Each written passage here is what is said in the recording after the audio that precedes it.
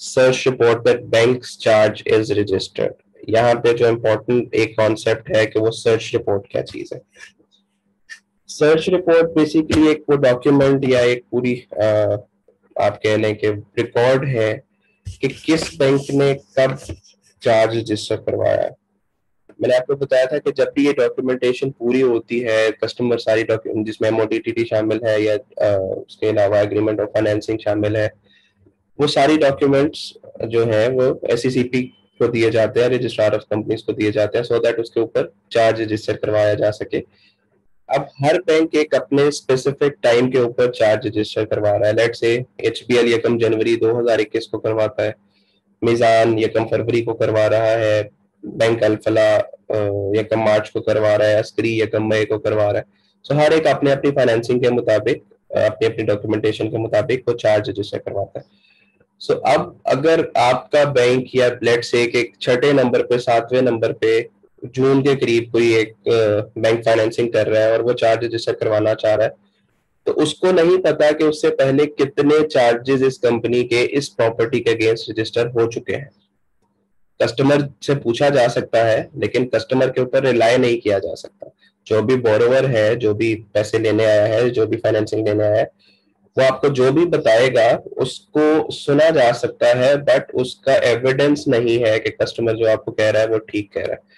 So, ऐसी situation में ऐसी सीपी से फिर एक रिपोर्ट निकलती है जिसे हम सर्च रिपोर्ट कहते हैं। वो सर्च रिपोर्ट एक्चुअली ऑफिशियल एक रिकॉर्ड है कि इस स्पेसिफिक कंपनी की या इस स्पेसिफिक बोरोवर की किस किस एसेट के अगेंस्ट किस किस डेट पे चार्ज रजिस्टर किया गया था। यानी कि लेट से उसकी 3 प्रॉपर्टीज है, प्रॉपर्टी ए, प्रॉपर्टी बी, प्रॉपर्टी सी। तो और वो आपको मॉर्गेज में तीनों प्रॉपर्टीज दे रहा है। तो आप सबसे पहले बीइंग लेंडर और बीइंग बैंकर उसकी सर्च रिपोर्ट एक्सट्रैक्ट करेंगे, जिसमें आपको ये पता चलेगा कि इस कंपनी की प्रॉपर्टी ए के ऊपर किस किस बैंक का किस डेट पे और कितनी अमाउंट का चार्ज है।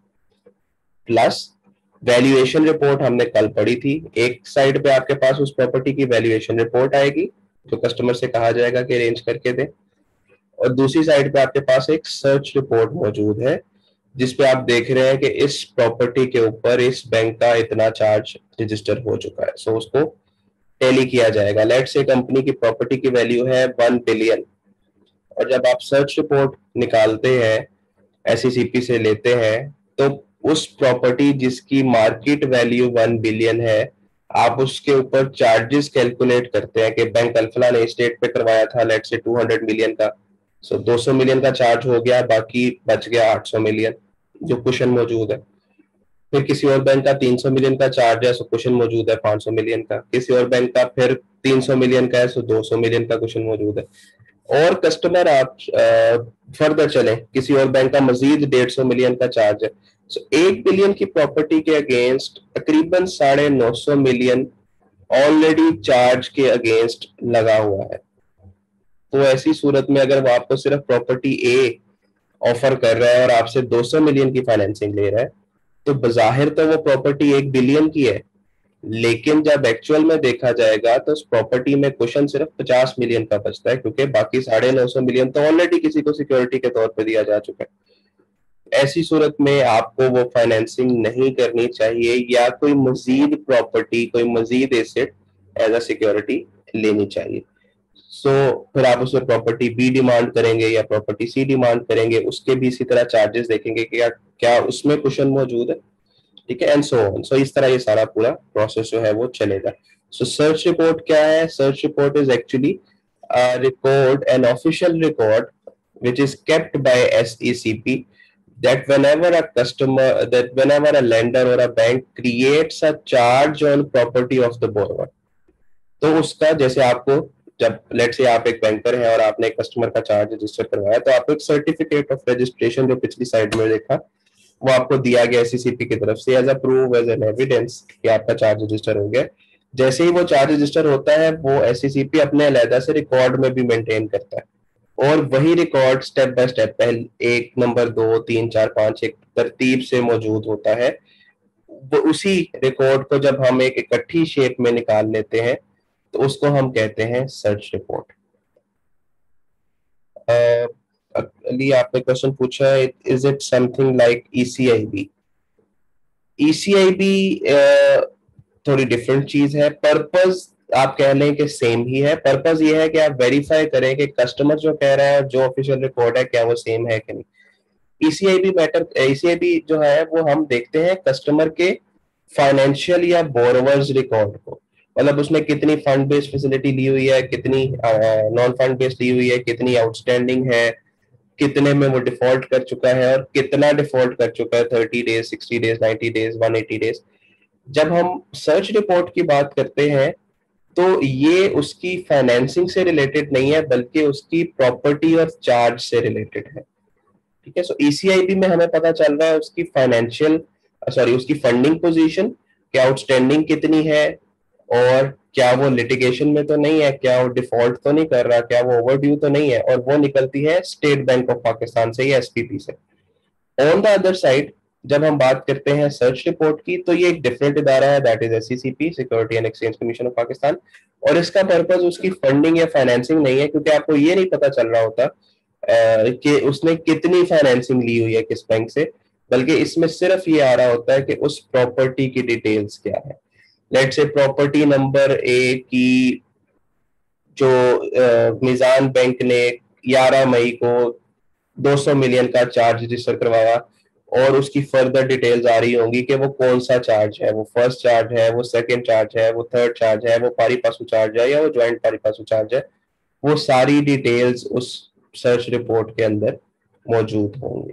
मैं कोशिश करूंगा कोई एक डॉक्यूमेंट आपको ईसीआईबी का और सर्च रिपोर्ट का मेरे पास आई प्रोबेबली थिंक अवेलेबल होगा आपके साथ नेक्स्ट क्लास में, कल वो मैं शेयर कर लूंगा ताकि दोनों का डिफरेंस भी क्लियर हो जाए। ठीक है, सो ईसीआईबी इज द पोजीशन जिसमें हम उसकी फाइनेंसिंग, उसकी फंडिंग, उसकी ओवरड्यूज की बात करते हैं, और search report is a document जिसमें हम उसके प्रॉपर्टी के ऊपर करवाए गए चार्ज और उसकी रैंकिंग और उसकी सुपीरियोरिटी की बात करते हैं। ठीक है, then register and inform the relevant authorities about the bank's charge over property or fixed asset। कि जब आपने चार्ज रजिस्टर करवा लिया है तो फिर जो भी उससे कंसर्न्ड ऑफिशियल्स या अथॉरिटीज हैं उनको बताया जाए। जैसा कि किसी एक प्रॉपर्टी जो कि एक रेजिडेंशियल एरिया में, लेट्स से वाबरा टाउन में एक प्रॉपर्टी है, तो एक चार्ज रजिस्टर करवा लिया गया एससीसीपी के पास और दूसरा उसका इन्फॉर्म करना वाबरा टाउन के ऑफिशियल्स को, मतलब एक सोसाइटी का जो ऑफिस होता है उसके रिकॉर्ड में भी लाना कि ये प्रॉपर्टी अब अंडर चार्ज है बाय दिस बैंक। सो ना तो वो रेवेन्यू रिकॉर्ड से ट्रांसफर हो सके, मतलब एलडीए के रिकॉर्ड से, पटवारी के रिकॉर्ड से ना तो ट्रांसफर हो सके, और ना ही सोसाइटी से ट्रांसफर हो सके। अगर सिक्योरिटी सोसाइटी के पास भी वो ट्रांसफर का कोई ऑप्शन आए तो सोसाइटी के रिकॉर्ड में ये चीज मौजूद हो कि ये प्रॉपर्टी बैंक के चार्ज में है, जब तक वो चार्ज रिलीज नहीं होगा, खत्म नहीं होगा, तब तक इसको ट्रांसफर नहीं किया जा सकता। तो पहला ऑप्शन, पहला जो रिक्वायरमेंट है दैट इज कि आप चार्ज रजिस्टर करवाएं, और फिर दूसरा आप जो भी रेलिवेंट अथॉरिटीज हैं, जो जो ऑफिशियल्स हैं, जहां जहां आपको वो मैंडेटरी है वहां पे उनको इन्फॉर्म किया जाए। Then mortgage property to be insured as per terms of sanction advice. तो कुछ प्रॉपर्टीज ऐसी हैं जिनकी इंश्योरेंस भी मैंडेटरी है या करवानी चाहिए, जैसे फैक्ट्री है, बिल्डिंग है, या एयरपोर्ट के करीब है, या कोई ऐसी जगह पे मौजूद है जहां पे रिस्क बहुत ज्यादा है, तो ऐसी सूरत में उस प्रॉपर्टी की इंश्योरेंस भी करवाई जाती है। सो वो इंश्योरेंस भी बैंक को लेनी चाहिए या बैंक के पास मौजूद होनी चाहिए या लेंडर के पास मौजूद होनी चाहिए। क्या आपने बेटा क्वेश्चन पूछा है मार्जिन सिर्फ 50,000 का भी हो सकता है?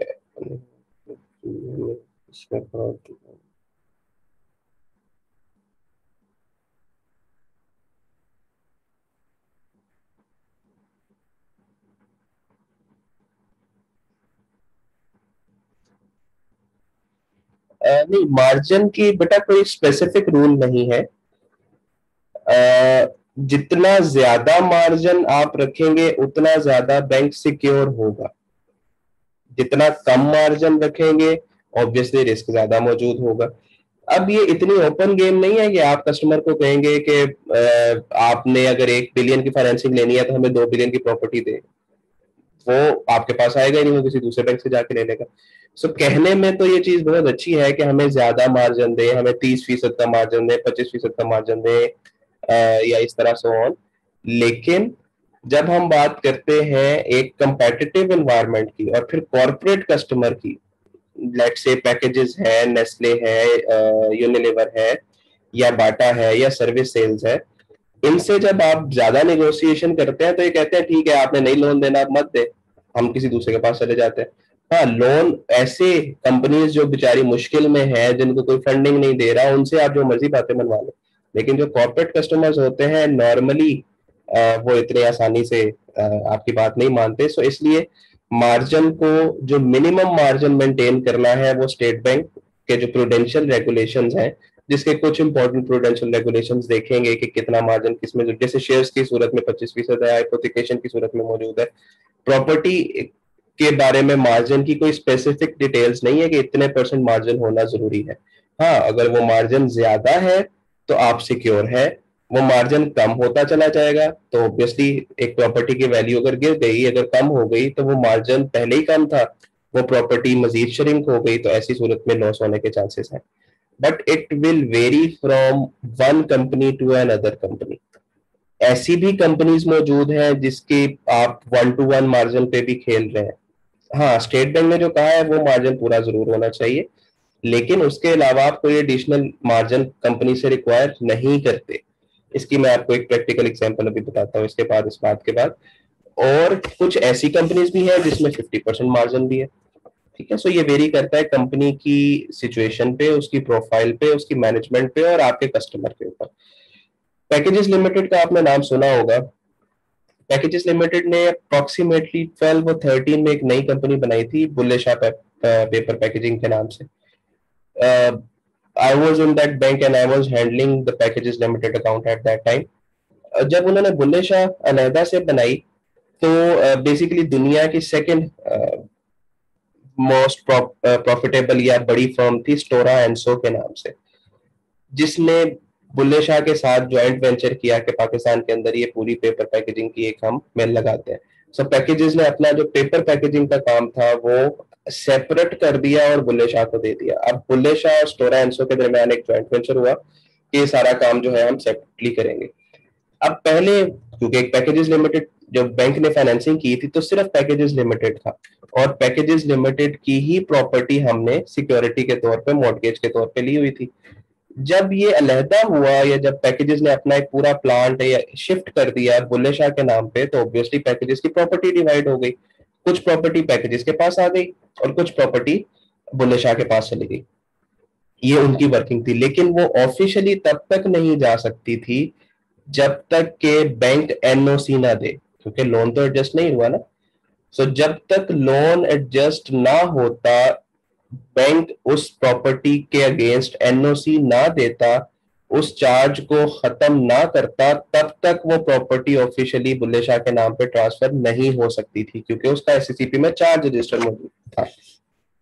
तो पैकेजेस ने रिक्वेस्ट की बैंक से, रिटर्न रिक्वेस्ट आई हमारे पास कि हम ये सारा प्रोसेस करने जा रहे हैं कि पैकेजेस की जो प्रॉपर्टी है वो डिवाइड हो रही है between packages and Bulleh Shah.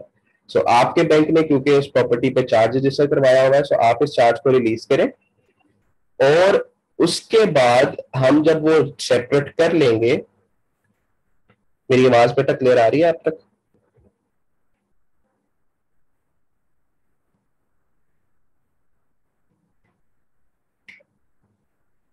मेरी आवाज क्लियर है आप तक? There was unstable connection. Okay, so the request was कि आप उस प्रॉपर्टी को रिलीज करें, यानी कि एनओसी दें, और फिर उसके बाद जब ये प्रॉपर्टी डिवाइड हो जाए, जब मतलब ट्रांसफर हो जाएगी, डिवाइड हो जाएगी between packages and Bulleh Shah, तो हम बुल्ले शाह के अगेंस्ट आपसे फाइनेंसिंग लेंगे, और वो प्रॉपर्टी जिसको आप अभी रिलीज कर रहे हैं वो दोबारा से आपको मॉर्गेज करवा देंगे। ठीक है, now see the whole scenario कि एक कंपनी है वो दो हिस्सों में डिवाइड हो रही है, प्रॉपर्टी जो ऑलरेडी हमारे पास सिक्योरिटी के तौर पे मौजूद थी, मॉर्गेज के तौर पे मौजूद थी, पैकेजेस कह रहा है कि उसको रिलीज करें, मतलब उसको ऊपर अपना चार्ज खत्म करें, एनओसी दें, ताकि हम एससीसीपी में वो चार्ज को क्लियर करवाएं। फिर वो प्रॉपर्टी पैकेजेस से बुल्ले शाह ट्रांसफर करवाए और फिर बुल्ले शाह से आपकी फाइनेंसिंग लेंगे।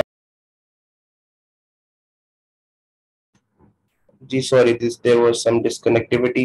मेरी आवाज अब क्लियर है आप तक? ओके, सो मैं जल्दी से कंक्लूड करता हूँ इस सारी बात को कि now see the scenario is that at one point packages जो है वो ऑलरेडी बैंक का कस्टमर है, उसने लोन या फाइनेंसिंग ली हुई है, उसके अगेंस्ट प्रॉपर्टी मॉर्गेज करवाई हुई है।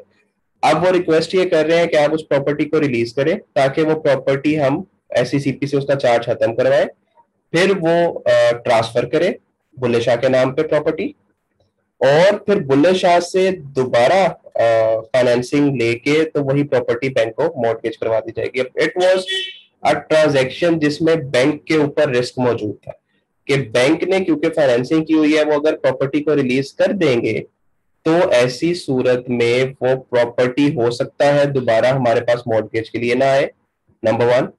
नंबर टू, जब वो प्रॉपर्टी रिलीज हो जाएगी तो बहुत सा, वो प्रॉपर्टी बहुत इंपॉर्टेंट थी, वो प्रॉपर्टी बैंक के चार्ज से निकल जाएगी और बैंक के जो लोन दिया गया है वो एट स्टेक आ सकता है कि अगर पैकेज डिफॉल्ट कर गया तो ऐसी सूरत में प्रॉपर्टी तो है नहीं यार, वो तो रिलीज हो चुकी है, तो लोन रिकवर करने में मुश्किल हो सकती है। सो अपेरेंटली ऐसी सारी सिचुएशन में बैंक ने उसको रिक्वेस्ट को रिजेक्ट कर दिया कि हम ये प्रॉपर्टी रिलीज नहीं करें। ठीक है, सो अब अपेरेंटली बैंक के तौर पे तो ये बड़ा अच्छा डिसीजन था कि भाई हम सिक्योरिटी हमने ली हुई है, मॉर्गेज की हुई है, फाइनेंसिंग है, तो हम इसको रिलीज नहीं कर सकते। नेक्स्ट डे क्या हुआ, 2 दिन के बाद 2 बिलियन की फाइनेंसिंग थी बैंक अल हबीब में जहां पे मैं था, जो पैकेजेस को हमने दी हुई थी। सो 2 billion was a big amount. लेकिन 2 दिन के बाद 2 बिलियन का चेक आया कि आप हमारे सारी फाइनेंसिंग को एडजस्ट करें, हमें आपसे काम ही नहीं करना, और ये प्रॉपर्टी जब ऑब्वियसली लोन एडजस्ट हो गया तो फिर बैंक प्रॉपर्टी रख ही नहीं सकता। सो आप ये 2 बिलियन को एडजस्ट करें और इमीडिएटली हमारी प्रॉपर्टी रिलीज करें। Now this was the thing जिस पे बैंक एक दफा हिल गया कि ये अगर एक दफा पैकेजेस जैसा इंपॉर्टेंट क्लाइंट बैंक से चला गया तो दोबारा शायद अब ये कभी नहीं आएगा। ठीक है, obviously that was something annoying. फिर सिर्फ फाइनेंसिंग नहीं थी, फिर और भी बहुत सारे बिजनेसेस बंद हो जाते हैं। फॉर एग्जांपल एम्प्लॉइज के अकाउंट्स होते हैं, सो डिपॉजिट चला जाएगा। इसके अलावा पैकेजेस बहुत ज्यादा इंपोर्ट करता था, एक्सपोर्ट करता था, सो इंपोर्ट एक्सपोर्ट का बिजनेस चला गया। इंपोर्ट एक्सपोर्ट का बिजनेस जाने का मतलब है लेटर ऑफ क्रेडिट की कमीशन गई, कन्वर्जन रेट डॉलर से पाक रुपीज से डॉलर वो गए, इसी तरह और बहुत सी ऐसी चीजें। सो मिलते जुलते एक बहुत बड़ा बिजनेस बैंक से निकल जाना था। ठीक है, देन द डिसीजन वाज रीथॉट और उसके ऊपर दोबारा से वर्किंग की गई और फिर उनको एनओसी दिया गया विदाउट एडजस्टिंग फाइनेंसिंग के ठीक है आप प्रॉपर्टी ले लें, आप नाराज ना हो, और आप जो भी आप कहेंगे फिर दोबारा हम उस प्रोसेस के मुताबिक कर लेंगे। So that is how a corporate company actually play with you. ठीक है, सो इतना आसान नहीं है ये कि हम कितना मार्जिन रखेंगे बैंक बता रहा है कंपनी को। जब कॉर्पोरेट कस्टमर्स की बात आती है तो कॉर्पोरेट कस्टमर्स बताते हैं कि हम क्या किस तरह करेंगे। और नॉर्मली कुछ ऐसी कंपनीज भी हैं कि जिनकी वर्किंग बैंक की वर्किंग से ज्यादा अच्छी होती है। टाइम क्योंकि कम है, ये एग्जांपल एक और जो मुझे प्रैक्टिकल सिनेरियो है वो मैं आपके साथ कल शेयर करूंगा, कल के लेक्चर में। आप मुझे याद करवा दीजिएगा कि मैंने आपसे कहा था कि एक फाइनेंसिंग से रिलेटेड और बैंक की वर्किंग से रिलेटेड जो बात थी वो हुई है। सो कल मैं आपको उसके ऊपर एक डिटेल्ड चीज जो है वो बताऊंगा। ऑलराइट देन, लास्ट यहाँ पे 2 पॉइंट्स पढ़ते हैं फिर बाकी कल पढ़ेंगे। Care to be exercised when where property belongs to a lady, especially Parda Nashin, to safeguard bank interest. Okay, and last one is it is to be ensured that the property is not in the name of minor. देखें lastly दो चीजें हैं कि एक तो जब कोई ऐसी फाइनेंसिंग और किसी ऐसी प्रॉपर्टी को लिया जा रहा हो जो पर्दा नशीन औरत की है या कोई ऐसी फैमिली बैकग्राउंड की है जिनके पास उसके अलावा प्रॉपर्टी नहीं है, तो बैंक को वो प्रॉपर्टी मॉर्गेज करने से हेजिटेट करना चाहिए। उसकी वजह यह है कि ऐसे 2-4 केसेस हुए कि जब एक घर को मॉर्गेज करवा के, एक पर्सनल प्रॉपर्टी को मॉर्गेज करवा के लोन लिया गया और वो लोन डिफॉल्ट कर गया, मतलब वो पैसे वापस ना आए। जब बैंक उसको बेचने लगा तो कोर्ट में केस चला तो वो खातून ने ये प्ली ली that my husband is no more in the world and I have the only property जिसमें मैं रह रही हूँ, अगर इस घर को भी बेच दिया जाएगा तो फिर I will be on the roads and I have no other option. So court ने उसकी फेवर में डिसीजन दिया। तो ऐसी सूरत में बैंक जो है वो ऑब्वियसली उसको लॉस बेयर करना पड़ा। So moral grounds and practically legal grounds are two different grounds. So इस हवाले से अगर बात की जाए तो ऐसे केसेस जहाँ पे कुछ खवातीन है या ऐसी प्रॉपर्टीज जो रेजिडेंशियल प्रॉपर्टीज हैं या ऐसी प्रॉपर्टीज जो कहीं ना कहीं डिस्प्यूट में आ सकती हैं, इन सारे हवालों को अगर डिस्कस किया जाए तो बैंक को ये केयर करनी चाहिए कि वो प्रॉपर्टी बेचते हुए या प्रॉपर्टी सेल करते हुए कोई प्रॉब्लम ना आए। एंड लास्टली, वो प्रॉपर्टी माइनर के नाम पे नहीं होनी चाहिए। माइनर आपको पता है वो जो लीगल एज से कम होता है, जैसे पाकिस्तान में लीगल एज है 18। So if we have a legal age below to 18, अगर उनके नाम पे कोई प्रॉपर्टी है तो उसको भी सेल करने में प्रॉब्लम आ सकती है। सो इसलिए ऐसी कोई भी प्रॉपर्टी मॉर्गेज के तौर पे, सिक्योरिटी के तौर पे नहीं लेनी चाहिए जो माइनर के नाम पे। ठीक है जी। चले, यहाँ तक आपने कल जो है इसको पढ़ना है, समझना है। और कल की क्लास इंशाल्लाह